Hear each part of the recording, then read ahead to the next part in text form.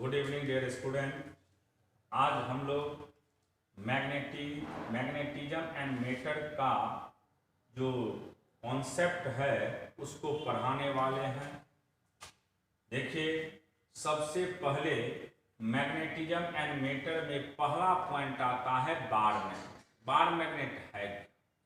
तो सिंपली आप लोग जानते हैं कि मैग्नेट का जो फॉर्मेशन हुआ है वह टीनी मैग्नेट से, छोटे छोटे मैग्नेटिक मटेरियल को अगर एक साथ कंबाइन करते हैं तो उसी को हम क्या कहते हैं, मैग्नेटिज्म कहते हैं। तो वही जो छोटे छोटे टीनी मैग्नेट होते हैं उसी मैग्नेट को किसके नाम से जानते हैं, बार मैग्नेट के नाम से।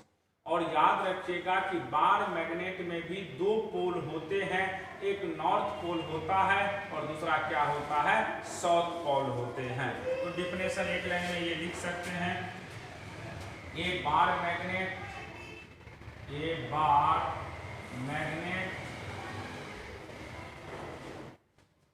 consist of two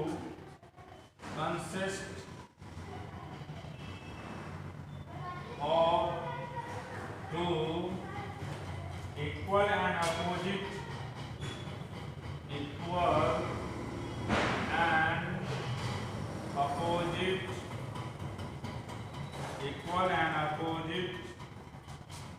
magnetic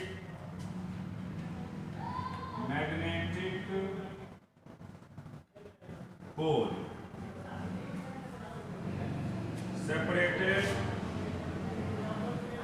separated by a small distance।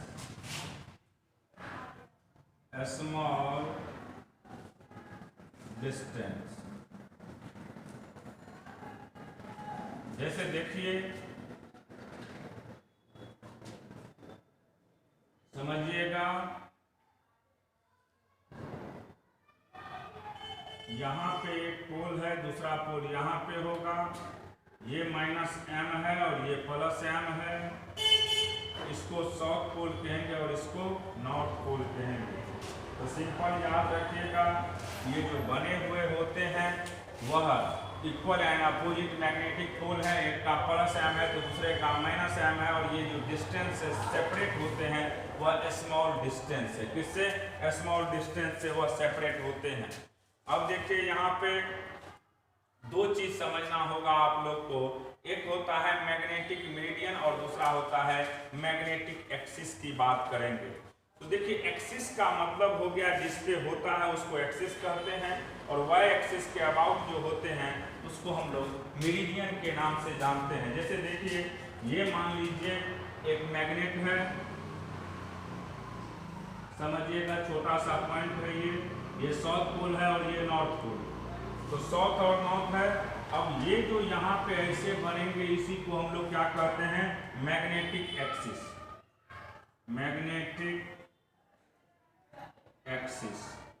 ये मैग्नेटिक एक्सिस हो गया।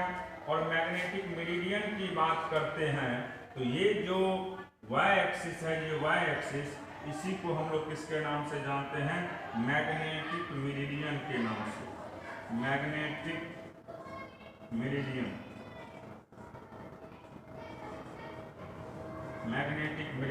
तो सिंपल याद रखिएगा, मैग्नेटिक एक्सिस हम साउथ और नॉर्थ जो होते हैं उसी को मैग्नेटिक एक्सिस कहते हैं। उसमें जो परपेंडिकुलर होते हैं उसको हम लोग किसके नाम से जानते हैं, मैग्नेटिक मेरिडियन के नाम से। Magnetic meridian. अब देखिए, यहाँ पे मैग्नेट में आप लोग को समझना होगा मैग्नेटिक लेंथ के विषय में।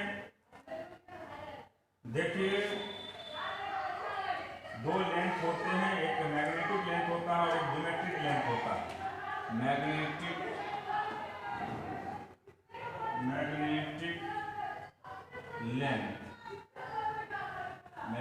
लेंथ की बात कर रहे हैं यहाँ पे। देखिए, दो पोल है यहाँ पे, एक साउथ और दूसरा नॉर्थ। ये साउथ है, दूसरा नॉर्थ है। साउथ और ये नॉर्थ हो गया। अब यहाँ पे देखिए, साउथ और नॉर्थ के बीच के लेंथ को हम लोग कहते हैं मैग्नेटिक लेंथ। मैग्नेटिक लेंथ इसको LE के नाम से जानते हैं, लेंथ ऑफ मैग्नेट। और एक होता है ज्योमेट्रिक लेंथ। ये जो लेंथ हो गया टोटल, इस लेंथ को हम लोग ज्योमेट्रिक लेंथ कहते हैं। सिंपल याद रखिएगा। तो देखिए the distance between the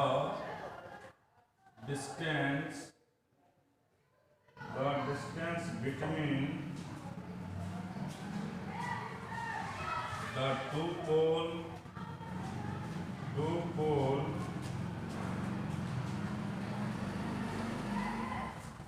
is called effective length और magnetic length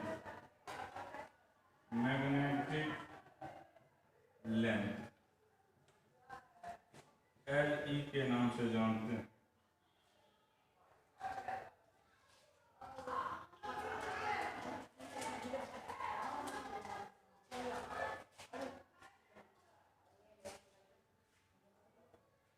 And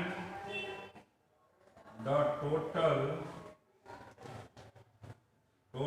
length is called geometric length।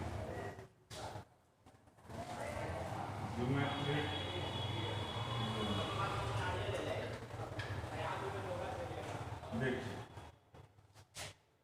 यहाँ पे इसी को हम लोग बार मैग्नेट के नाम से भी जानते हैं। बार मैग्नेट इसी को कह सकते हैं आप लोग। यहाँ पे इसका जो वैल्यू लेते हैं हम लोग 2 × L लेते हैं, 2 × L। अब देखिए आप ये कह सकते हैं यहाँ पे length of magnetic length ME का वैल्यू 5/6 लेंथ ऑफ ज्योमेट्रिक होता है। लेंथ ऑफ ज्योमेट्रिक होता है। तो सिंपल याद रखिएगा यहाँ पे कि अगर हम बात करते हैं दोनों लेंथ का, तो आपको सिंपल याद रखना है कि 2 लेंथ होते हैं यहाँ पे। एक का नाम होता है ज्योमेट्रिक लेंथ और दूसरे का नाम होता है मैग्नेटिक लेंथ। तो जो 2 पोल के बीच के लेंथ होते हैं उस लेंथ को हम लोग मैग्नेटिक लेंथ के नाम से जानते हैं।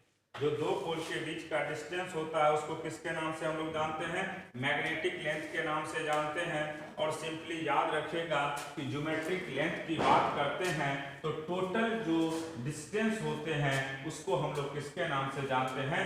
ज्योमेट्रिक लेंथ के नाम से। और याद ये भी रखिएगा कि मैग्नेटिक लेंथ का वैल्यू हमेशा 5/6 इंटू ज्योमेट्रिक लेंथ होते हैं। ये बार मैग्नेट है। अब समझिए कि फोटो के थ्रू हम समझाना का कोशिश करेंगे। यहाँ पे आप लोग को अभी एक सेमी सर्किल है मान लीजिए। ध्यान में रखना होता है ज्योमेट्रिक और ज्योमेट्रिक लेंथ और मैग्नेटिक लेंथ की बात करेंगे। तो देखिए जैसे मान लीजिए ये एक मैग्नेट हो गया बाबू, ये सेमी सर्किल हो गया, ये सेमी सर्किल है।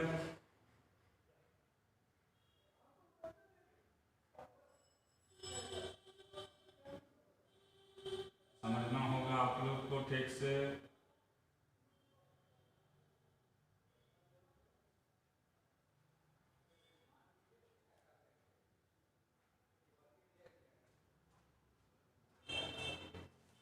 देखिए ये एक सेमी सर्किल है। यहाँ पे हम बात करते हैं, ये मान लीजिए साउथ पोल है और ये नॉर्थ पोल है।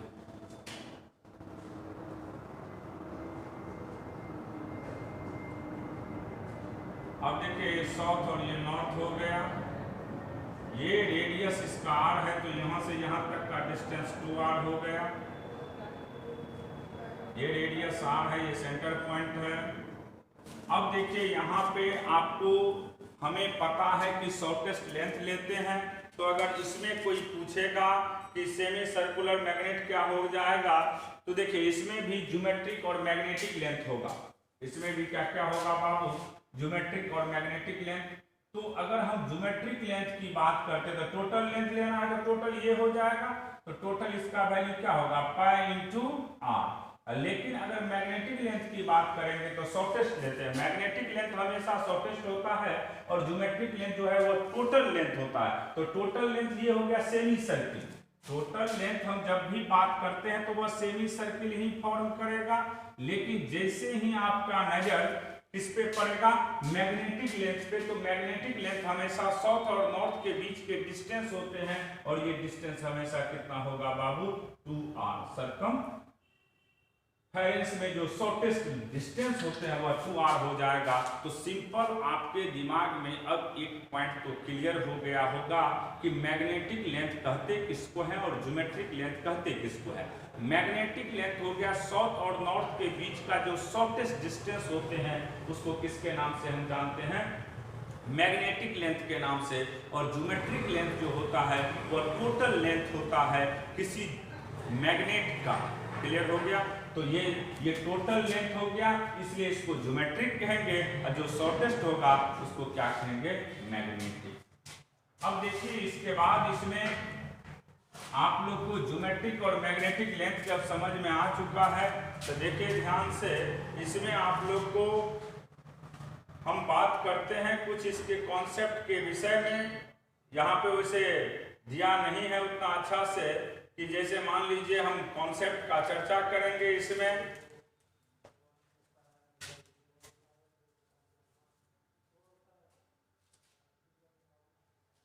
देखिए मैग्नेट का कुछ प्रॉपर्टीज होते हैं।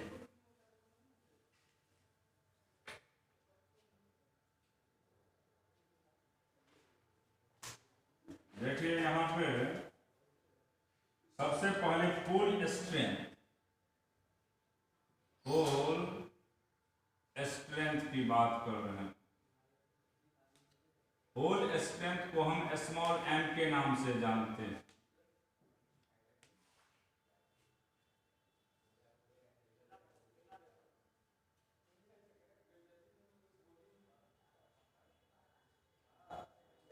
देखिए पहला प्रॉपर्टी याद रखिएगा, इसमें दो पोल होते हैं। ये कौन सा क्वांटिटी है बाबू scalar, it is scalar quantity. Pole strength scalar quantity होता है। दूसरा है पोल स्ट्रेंथ को या तो हम लोग of N S pole of a magnet, of a magnet it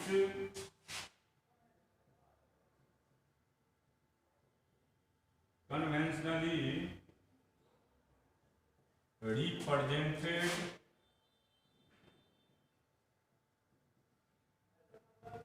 by plus m और minus m respectively.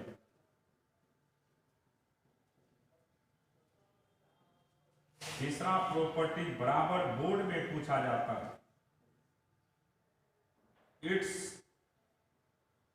its SI unit is ampere meter और न्यूटन पर tesla and dimension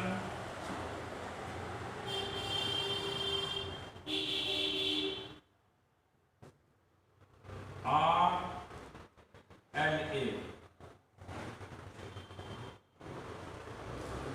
ampere meter. ये बराबर बोर्ड में 12th के board में पूछता है इसका यूनिट क्या होता है। अब देखिए चौथा पॉइंट ये भी याद रखिएगा, pole strength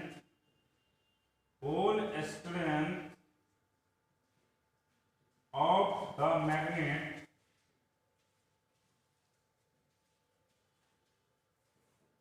depend on the nature of material, nature of material and area of cross section.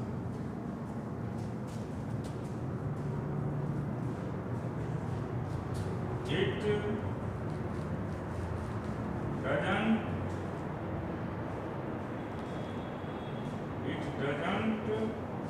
depend upon length.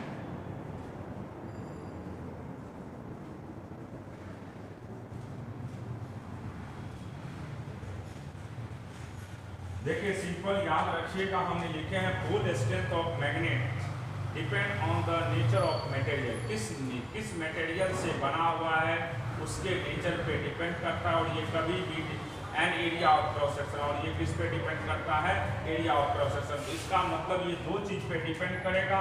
पहला चीज है ये किस मटेरियल से बने हुए होते हैं, और दूसरा चीज है इसका एरिया ऑफ क्रॉस सेक्शन क्या है। ये कभी भी डिपेंड नहीं करेगा किस पे, लेंथ पे। ये लेंथ से हमेशा क्या होते हैं, इंडिपेंडेंट होते हैं। अब देखिए इसके बाद है इसमें मैग्नेटिक मूवमेंट और मैग्नेटिक डायपोल मूवमेंट भी बोल सकते हैं।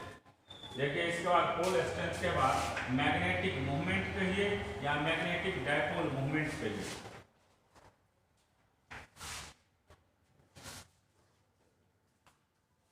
मैग्नेटिक मूवमेंट और मैग्नेटिक डायपोल मूवमेंट लिखिएगा हेडिंग में, मैग्नेटिक मूवमेंट, मैग्नेटिक मूवमेंट और मैग्नेटिक डायपोल मूवमेंट। इसको कैपिटल एम के नाम से जानते हैं। मैग्नेटिक डायपोल मूवमेंट वेक्टर कर दीजिए पूरा।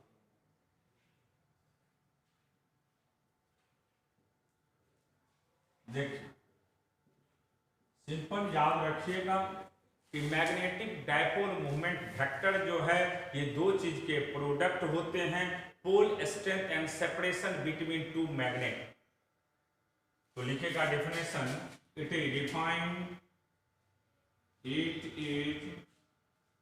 Defined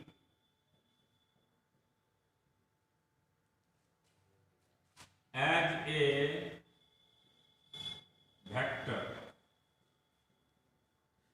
whose magnitude is equal to the product of pole strength,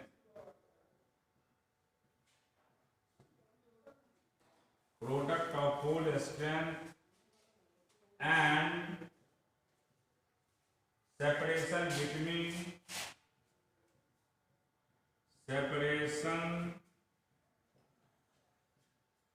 between two poles.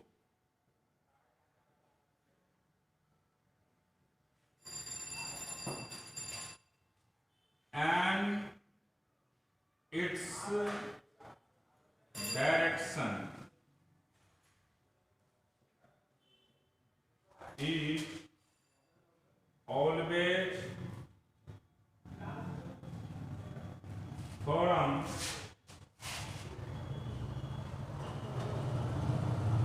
-m to +m। अब देखिए यहाँ पे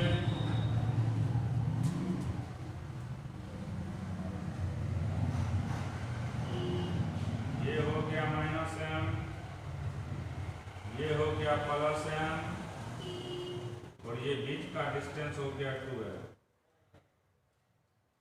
तो मैग्नेटिक डायपोल मोमेंट की बात करेंगे तो इसका भी डायरेक्शन हमेशा -m से +m होगा और इसका वैल्यू होगा small m into 2l, small m into 2l। तो सिंपल याद रखिएगा कि मैग्नेटिक डायपोल मोमेंट वेक्टर की बात करते हैं तो ये सिंपल डिफाइन किए जाते हैं। दो चीज का प्रोडक्ट होता है, एक हो गया पोल स्ट्रेंथ और दूसरा हो गया सेपरेशन बिटवीन टू पोल, और इसका वैल्यू हमेशा पोल स्ट्रेंथ इनटू बीच के सेपरेशन के प्रोडक्ट को किसके नाम से हम लोग जानते हैं, मैग्नेटिक डायपोल मोमेंट वेक्टर के नाम से जानते हैं। अब देखिए यहाँ पे मैग्नेटिक डायपोल मोमेंट एक वेक्टर क्वांटिटी है और इसका डायरेक्शन तो हम जानते हैं, यूनिट भी लिख सकते हैं आप लोग। तो देखो बाबू ध्यान से, पोल स्ट्रेंथ का यूनिट पता है आपको और लेंथ से अगर मल्टीप्लाई कर देते तो वही किसका यूनिट हो जाएगा, मैग्नेटिक डायपोल मोमेंट वेक्टर का। अब कभी कभी इस पे क्वेश्चन दिए जाते हैं कि मैग्नेटिक डायपोल मोमेंट वेक्टर किसका ज्यादा होगा और किसका कम होगा। देखिए इस पे हम आप लोग को कुछ क्वेश्चन का यूज करना सिखाते हैं, जैसे नीट उट में भी पूछ दिया हुआ है क्वेश्चन। तो देखिए अब लिखेंगे हेडिंग में to find the magnetic dipole movement. Question type से ही करवाएंगे अभी। इस पे क्वेश्चन नीट में भी पूछा है, जेईई मेंस में भी पूछता है। तो लिखेगा हेडिंग बाबू टू फाइंड, क्वेश्चन है टू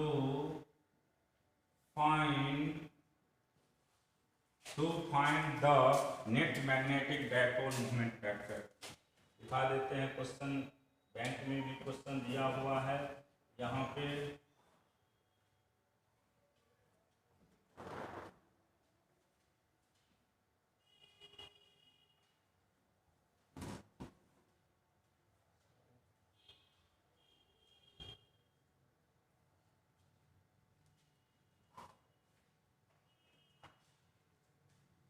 देखिए इसी बुक में दिया हुआ, हम इसी से करवा देते हैं। जैसे to find the magnetic dipole moment vector, to find the magnetic dipole moment vector.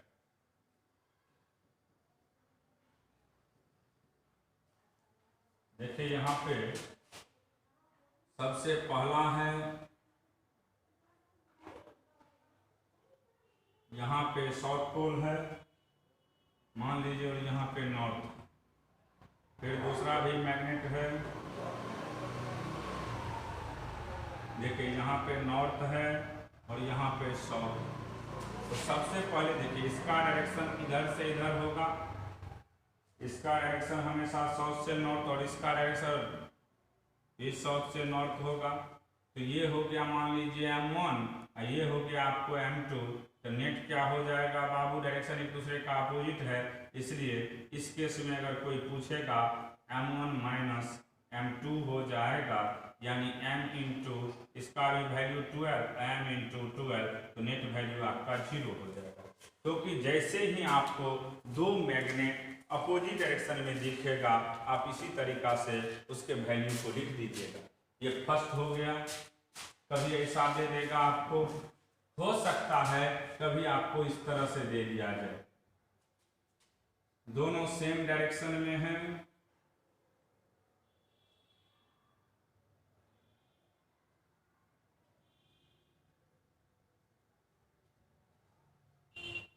देखिए बाबू ये आपका साउथ पोल हो गया और ये आपका नॉर्थ हो गया। यहाँ पे भी ये साउथ है और ये आपका नॉर्थ हो।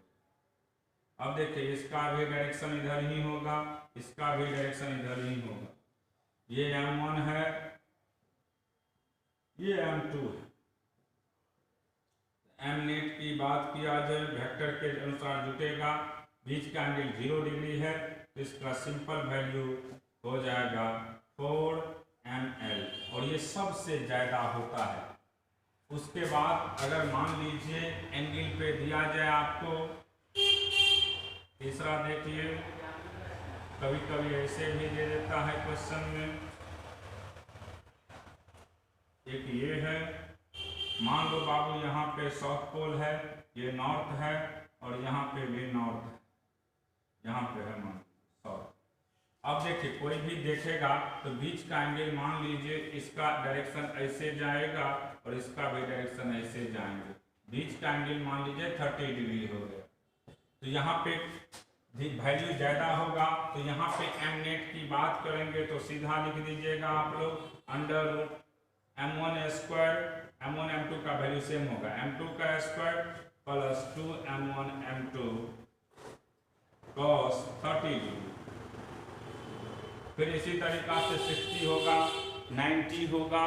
तो आपको जनरली क्वेश्चन पूछ देता है कि बताइए मैग्नेटिक डायपोल मोमेंट वेक्टर सबसे ज्यादा किसका होगा, तो सीधा याद रखिएगा, जब दो मैग्नेटिक डायपोल मूवमेंट वेक्टर के बीच का एंगल जितना कम होगा, दो मैग्नेटिक डायपोल मूवमेंट वेक्टर के बीच का एंगल जितना ही कम होगा, उसका मैग्नेटिक डायपोल मूवमेंट वेक्टर का वैल्यू उतना ही ज्यादा होगा। एंगल बढ़ेगा वैल्यू घटेगा, एंगल कम होगा वैल्यू आपको ज्यादा होगा। तो इस चीज को भी आप हमेशा के लिए याद में ध्यान में रखना कि मैग्नेटिक डायपोल मूवमेंट वेक्टर का वैल्यू कैसे निकाला जाता है। तो आप याद रखेंगे मैग्नेटिक डायपोल मूवमेंट एक वेक्टर क्वांटिटी है और इसके डायरेक्शन के आधार से ही इसको जोड़ते हैं। और इसका रिजल्टेंट की बात करेंगे तो रिजल्टेंट का सिंपल फार्मूला होता है, जैसे आपने पढ़ा है कि दो वेक्टर का रिजल्टेंट हमेशा होगा under root A square plus B square plus 2ab cos theta. उसी तरीका से मैग्नेटिक डायपोल मूवमेंट वेक्टर का भी हम लोग इसी तरीका से डायरेक्शन लेते हैं। अब देखिए कभी कभी एग्जाम में क्वेश्चन इस तरह से भी पूछते हैं कि अगर किसी मैग्नेट को बेंड कर दिया जाता है तो उसके मैग्नेटिक मूवमेंट पे क्या इफेक्ट पड़ता है। ये क्वेश्चन आपको सीबीएसई बोर्ड में और आपको ये आईआईटी के एग्जाम में भी पूछा हुआ क्वेश्चन है कि एक मैग्नेट है, अगर उसको बेंड करते हैं तो मैग्नेटिक मूवमेंट पे क्या इफेक्ट पड़ता है। इस तरह का क्वेश्चन भी हमने देखे हुए हैं कहीं न कहीं पे। अभी हम क्वेश्चन एक करवाते हैं, देखते हैं अगर बुक में मिल जाता है तो अच्छा से क्वेश्चन का लैंग्वेज समझ में आएगा, नहीं तो फिर तो हम उसको कराएंगे ही। एक सेकेंड थोड़ा सा रुक जाइएगा, इसमें लिख नहीं रहा है उतना अच्छा से, देखिए लिखेंगे एक क्वेश्चन। सबसे पहले एक मैग्नेट था, बार मैग्नेट, उसके बाद उसको बेंड कर दिया जाता है तो पूछा जाएगा कि मैग्नेटिक मूवमेंट पे क्या फर्क पड़ने वाला है। तो देखिए क्वेश्चन ही तो था, जेई मेंस में भी पूछा था हमें लगता है, और नीट में भी क्वेश्चन ये डाला हुआ है। देख लेते हैं, अगर मिल जाती है तो अच्छा बात है। देखिए जैसे यहाँ पे कह रहा है, क्वेश्चन दिख रहा है हमें भी, लिखिएगा क्वेश्चन।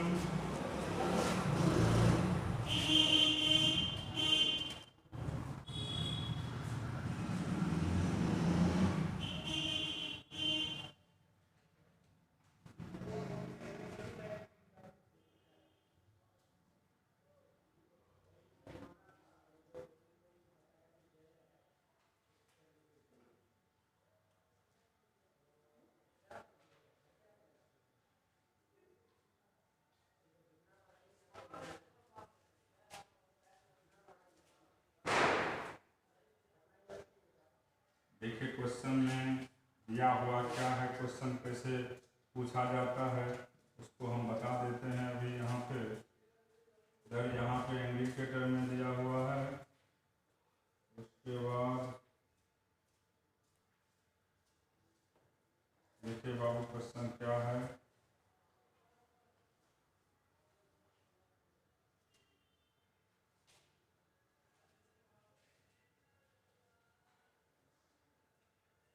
क्वेश्चन में दिया है a bar magnet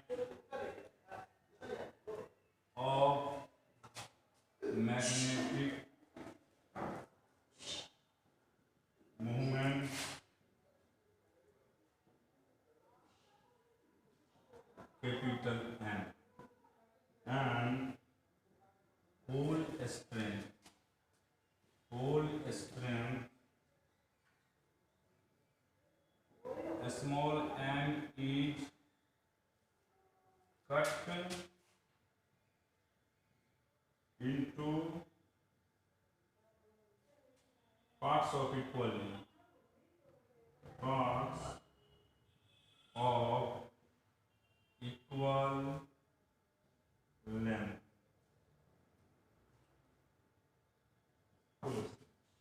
The pole, the magnetic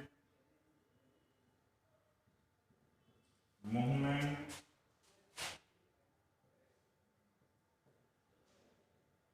and pole strength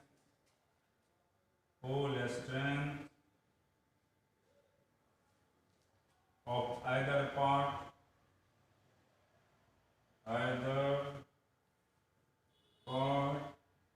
is पहला option capital M by 2 small m by 2, B में कैपिटल M by 2, सी में M by 2 स्मॉल m और डी में कैपिटल M और small m। एक बार आप लोग पढ़िए क्वेश्चन को, क्योंकि यहाँ क्वेश्चन में जो दिया हुआ है उसके आधार से आप लोग को भी बनाना पड़ सकता है। ये क्वेश्चन है कुछ नहीं, सिंपल प्रोसेस है। इस पे क्वेश्चन को पढ़ेंगे सभी लोग तो क्लियर हो जाएगा क्या क्वेश्चन में कह रहा है। क्वेश्चन में लिखा है कि एक bar magnet of magnetic movement capital M है। एक बार मैग्नेट है जिसका मैग्नेटिक मूवमेंट क्या है, capital M, and pole strength small m is cut into parts of equal length. इसको दो पार्ट्स में इक्वल लेंथ में काट दिया जाता है।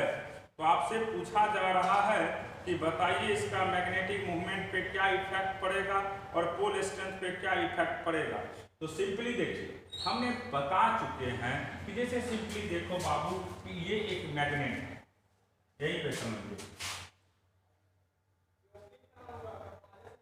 ऐसे है, ये मान लीजिए -m हो गया और ये क्या हो गया प्लस।